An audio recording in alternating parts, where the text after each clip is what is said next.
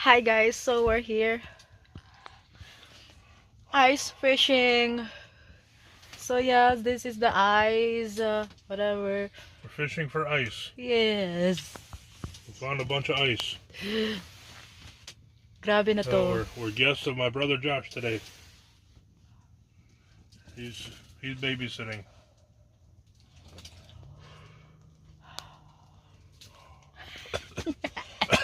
So here we are. This is our fishing rod or whatever. His hole, my hole. And he got one fish already. It's Northern Pike. Yeah, juvenile northern. Juvenile northern. Do you love it? I like catching them. Yeah.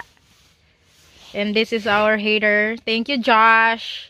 Yeah, He's actually doing a lot of sit-up and he's the owner of this tent and everything. This is all thanks to Josh. Yeah, we're just sitting here and doing the fish, but he's babysitting and he's babysitting Claudia.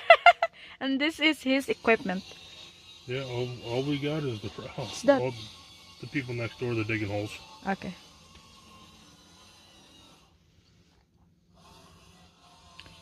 So yeah, we're hoping that we can get even 3 more.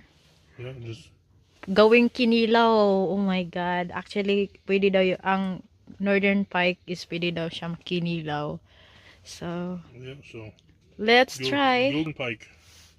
Let's try. So it's -8 or 6 or 7. So grabe ito na guys. And that's Fahrenheit, which means probably -20 Celsius. Yeah, it's like -20 Celsius.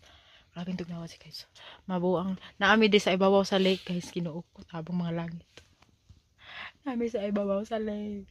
Nga na guys, ice. Hadlo kay guys. Kaya ako ba kasi si Ben. Nagtulo ang sipon. Pula na kaya ang kamot. Nahimo na siyang ice. Gwapo kayo akong kuan. Guys, ano to mo guys? Ngayon na siya guys.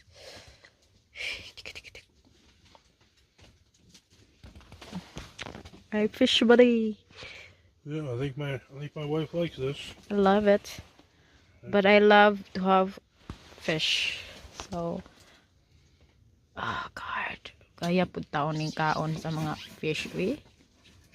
Dali mo kaon ka. Ako na po mo kaon ninyo. Let's sugas mga.